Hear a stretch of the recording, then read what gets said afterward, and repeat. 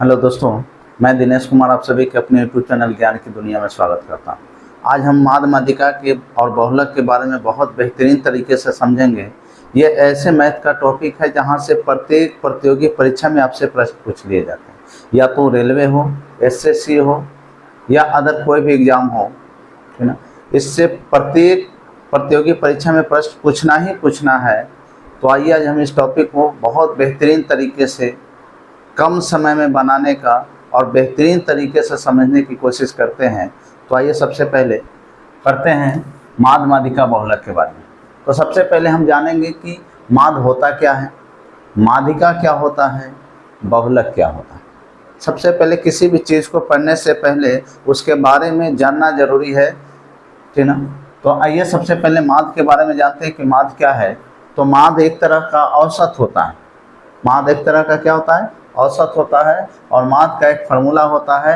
और माद निकलता कैसे है? तो जितने भी आपको संख्या दिया जाए, अगर प्रश्न में संख्या दिया जाए और बोले कि माद है निकालें, तो याद रखिएगा जब माद निकालने के लिए दिया जाए तो संख्याओं का कुल योग बटे संख्याओं की क्या संख्या। ये आप औसत का भी यही फार्मूला पढ़ेंगे। तो माद एक प्रकार का औसत है। माद एक प्रकार का औसत है। तो संख्याओं का कुल योग बटे संख्याओं की संख्या, यानी जितनी संख्या दिया रहे हो सबको जोड़ दीजिए और उतनी संख्या से क्या कर दीजिए, भाग दीजिए। तो आपको क्या निकल के आ जाता है? माद निकल के आ जाता है। मादिका के बारे में देखा जाए तो मादिका, जब भी किसी प्रश्न में आपसे मादिका का जिक्र करे, मादिका पूछे, तो सबसे पहले जितनी भी संख्याएं हैं सबको क्या बढ़ते क्रम में पहले सजाएं। सबसे पहले संख्या को सजाना पड़ेगा। मादिका बनाने के लिए सबसे पहले संख्या को क्या सजाना पड़ेगा। और सजाने के बाद जो बीच वाली संख्या होगी वही क्या कहलाएगी? मादिका कहलाएगी। माद मादिका में फर्क समझ में आया? माद का मतलब है कि आपको सजाने की जरूरत नहीं है, संख्या को जोड़ दीजिए और जितनी संख्या है उससे भाग दे दीजिए, माद निकल जाएगा। लेकिन मादिका जब बनाइएगा तो सबसे पहले संख्या को क्या सजाना पड़ेगा। सबसे पहले संख्या को बढ़ते क्रम में सजाना पड़ेगा, ठीक ना। और जो बीच वाली संख्या आएगी वही इसका क्या होगा? आंसर होगा, ठीक। बहुलक की बात करें तो बहुलक में देखिए समूह में जिसकी संख्या अधिक है, ठीक, यानी सुने हैं जिसकी लाठी उसकी भैंस, वही बात बहुलक है। इस समूह में जिसकी संख्या ज़्यादा होगी, कोई भी संख्या अगर उसकी संख्या ज़्यादा होती है तो बहुलक वही होगा। यानी जिसकी संख्या ज़्यादा होगी प्रश्न में, ठीक ना, वही क्या कहलाएगा? वही संख्या बहुलक कहलाएगा। माद, मादिका, बहुलक, क्लियर। तो मादिका का माद का मतलब क्लियर, संख्या को जोड़ के संख्या से भाग दे देना। मादिका को क्या करना? सबसे पहले हमको बढ़ते क्रम में सजाना है, जो बीच की संख्या आएगा वो क्या कहलाएगा? वही मादिका कहलाएगा। और बहुलक क्या होगा? समूह में जिसकी सबसे ज़्यादा संख्या होगी, किसी भी प्रश्न के समूह में जिसकी संख्या ज़्यादा होगी वही क्या कहलाएगा? बहुलक कहलाएगा। तो आइए सबसे पहले माद कुछ प्रश्न देख लेते हैं, माद के, मादिका के और क्या बहुलक के देख लेते हैं। इसके बाद एक बात याद रखिएगा, इसके बाद हम, है ना, माद, मादिका और बहुलक ये तो अलग अलग है। माद अलग है, मादिका अलग है और क्या है? बहुलक अलग है। लेकिन अब जो प्रश्न पूछे जाते हैं तीनों के संबंध से प्रश्न पूछे जाते हैं। ये तो सब अलग है, माद अलग है, मादिका अलग है, बहुलक अलग है। लेकिन अब जो इसके बाद जो पढ़ेंगे वो क्या होगा? माद, मादिका और बहुलक तीनों का संबंध होगा। तो इस पहले ये पढ़ेंगे, अलग अलग पढ़ लेंगे, उसके बाद संबंध के बारे में बताएंगे कि संबंध का क्वेश्चन कैसे बनता है। तो चलिए सबसे पहले अलग अलग पढ़ लेते हैं।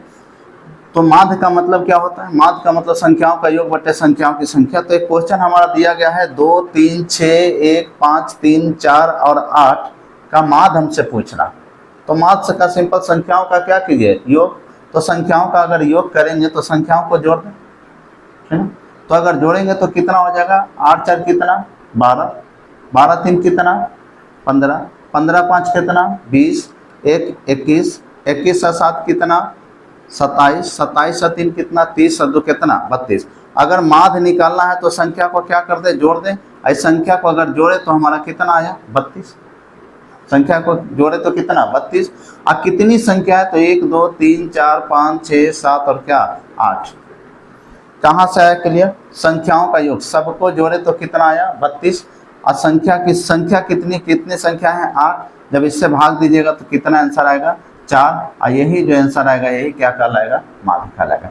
इस संख्या के समूह का माद कितना होगा? 4। फिर आइए दूसरा प्रश्न देखते हैं। तो देखिए यहाँ संख्या दिया है, कुछ संख्याएं दिया गया, इसका माध्य आपसे पूछ रहा है। तो हमने माध्य बराबर फार्मूला बताया है संख्याओं का योग बटे संख्याओं की क्या संख्या।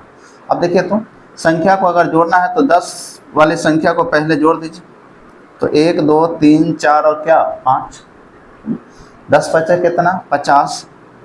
और ये चारों अगर संख्या को जोड़िएगा तो ये कितना हो जाएगा 20 और 20 कितना 40, यानी 50 और 40 कितना, सबको जोड़िएगा तो कितना 90, सब संख्या को जोड़िएगा तो कितना 90।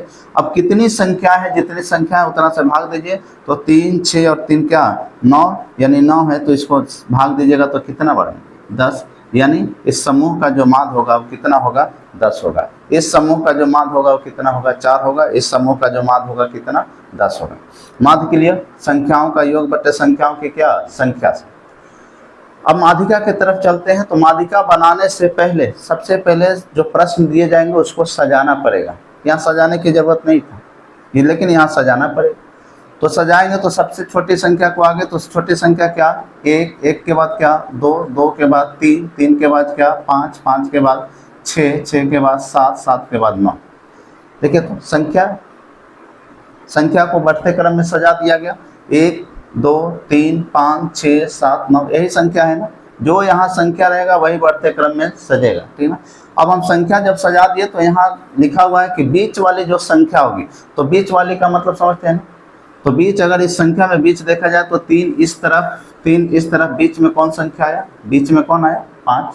तो इसका माध्यिका का आंसर, माध्यिका क्या हो जाएगा, इस समूह का जो माध्यिका होगा, माध्यिका कितना होगा 5 आंसर। फिर से समझिएगा, जो संख्या दिया रहेगा उसको पहले सजा देना, बढ़ते क्रम में सजा देना। और सजने के बाद जो बीच वाली संख्या, कोई भी संख्या चाहे वो 5 हो 4 हो 3 हो, तो कोई भी संख्या अगर बीच में आता है तो उसका मान क्या कहलाएगा, वही बीच वाली संख्या क्या कहलाएगा माध्यिका कहलाएगा। अब कभी कभी किन्हीं का प्रश्न होगा कि सर एक संख्या, यहाँ तो बीच में एक संख्या आ गया, कहीं कि एक संख्या नहीं 2 संख्या आ जाए बीच में, तो आइए आगे प्रश्न हम देखते हैं। तो ये भी माध्यिका निकालना है, तो इसको पहले सजा लेते हैं। तो 1 के बाद क्या 2 3 4, 4 के बाद 5, 5 के बाद 6, 6 के बाद 7, 7 के बाद क्या 9। यही संख्या ना, 1 भी है 2 भी है 3 भी है 4 भी है 5 भी है 6 भी है 7 भी है और क्या है 9 भी है, हमने सजा ली। अब कह रहा है माध्यिका का मतलब होता है बीच वाला। तो बीच वाला अगर देखा जाए तो देखिए 4 4 8, 8 में से बीच में यहाँ तो कितनी संख्या था 7 था, तो 3 उस तरफ 3 इस तरफ, एक बीच वाला संख्या।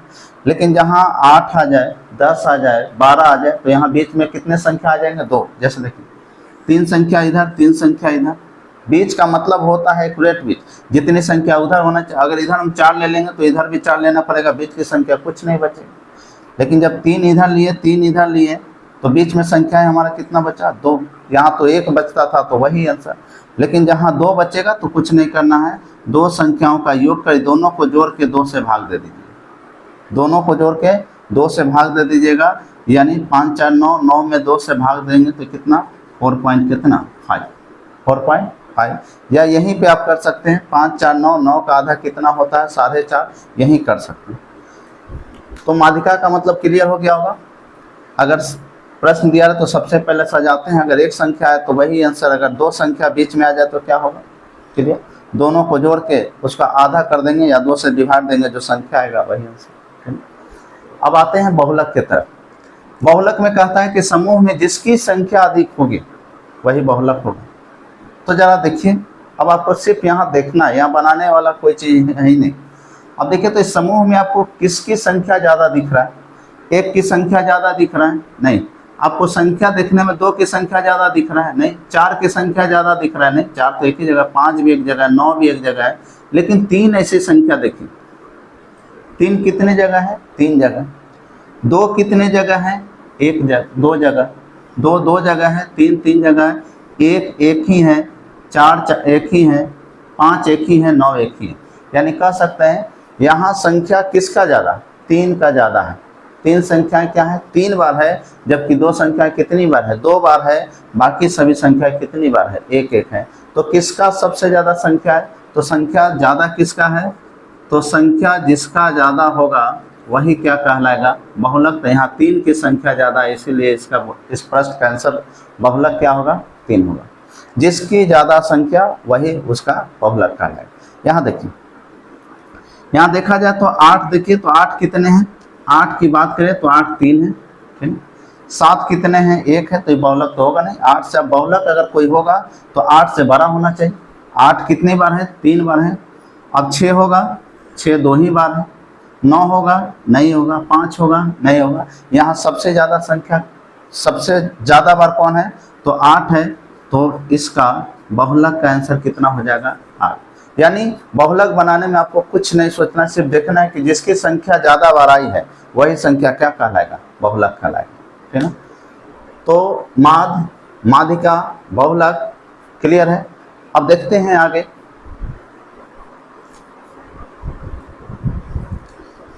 आइए देखते हैं, हमने माध, माध्यिका और बहुलक को अलग अलग देख लिए कि माध कैसे निकलेगा, माध्यिका कैसे निकलेगा और बहुलक कैसे निकलेगा। लेकिन अब प्रश्न में माध, माध्यिका, बहुलक का संबंध पूछ देगा, एक साथ पूछ देगा।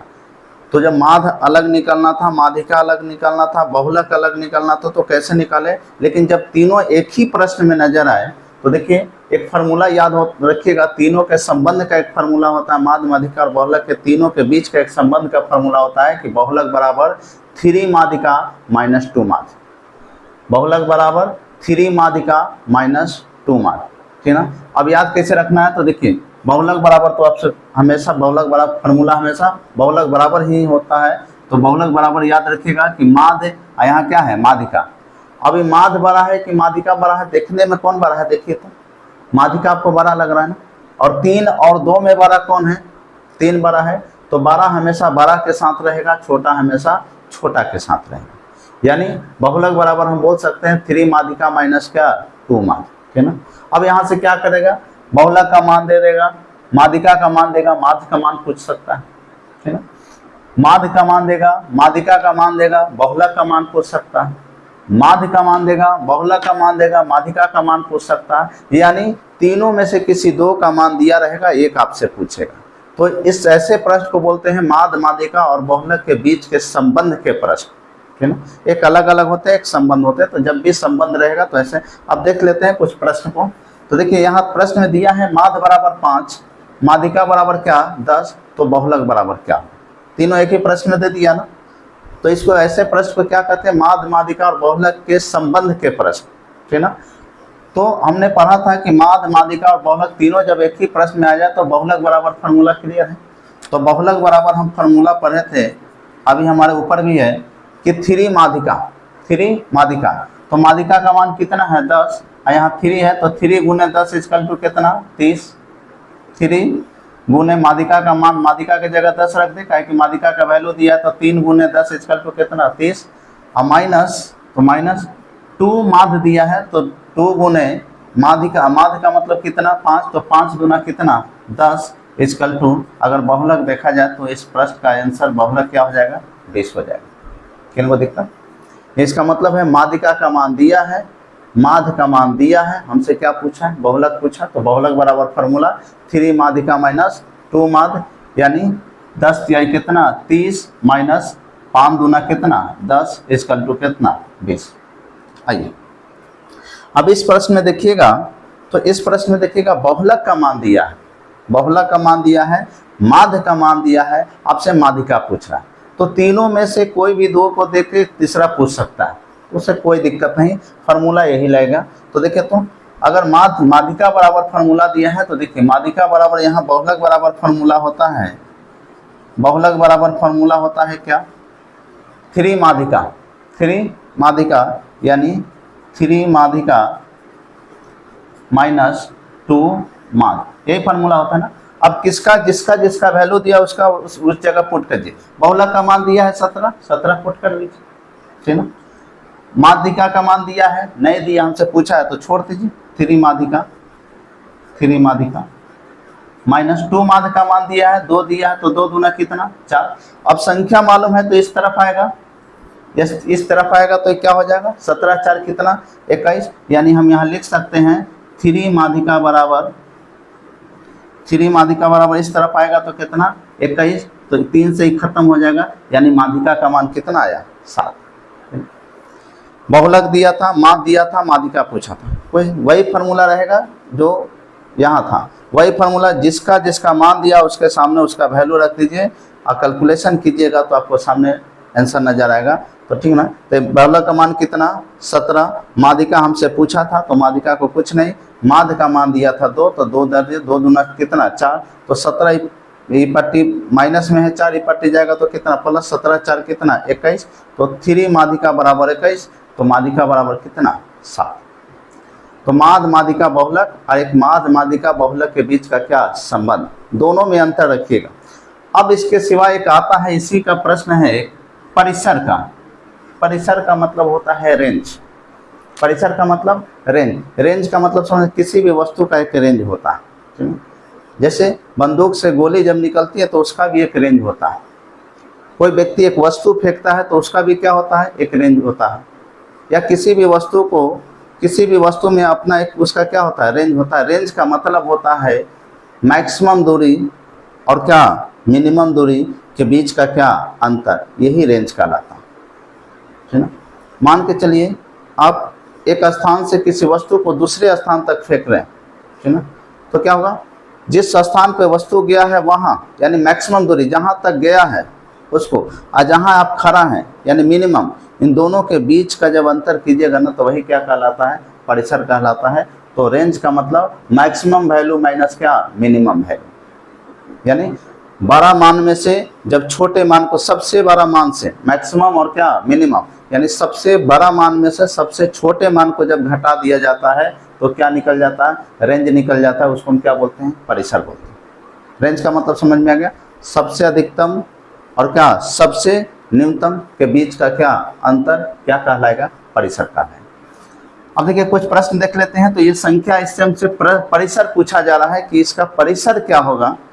तो परिसर का मतलब ही होता है रेंज बराबर होता है मैक्सिमम माइनस क्या मिनिमम। तो इसका जो रेंज हो जाएगा, इसमें देखिए कि सबसे बड़ा वैल्यू कौन है, तो सबसे बड़ा वैल्यू आपको कौन दिखाई देगा 12। अब सबसे छोटा वैल्यू कौन है, तो इस संख्या में सबसे छोटा वैल्यू आपको क्या नजर आ रहा है 4, तो माइनस में क्या 4। इसका मतलब है इस प्रश्न का जो परिसर हो जाएगा यानी जो रेंज हो जाएगा वो कितना हो जाएगा 8। परिसर का मतलब मैक्सिमम वैल्यू माइनस क्या मिनिमम वैल्यू। अब इस प्रश्न में देख लेते हैं। तो यहाँ देखिए, यहाँ भी रेंज अगर पूछा गया है आपसे तो सबसे बड़ी संख्या को पकड़िए। सबसे बड़ी संख्या कितना है 11। सबसे छोटी संख्या देखिए, सबसे छोटी संख्या कितना है 2। सबसे बड़ी संख्या और सबसे क्या छोटी संख्या बीच का अंतर कितने का, बीच का अंतर कितने का 9 का, यानी 11 माइनस 2 इसका क्या। एक बार माध्य माध्यिका बहुलक को अलग देखिए, एक माध्य माध्यिका बहुलक के बीच के संबंध को देखें, और साथ में एक और किसका जिसका क्या परिसर यानी रेंज, रेंज का भी प्रश्न को देखें। उम्मीद है वीडियो अच्छा लगा होगा, शेयर करें, लाइक करें। फिर मिलेंगे नए वीडियो के साथ, तब तक जय।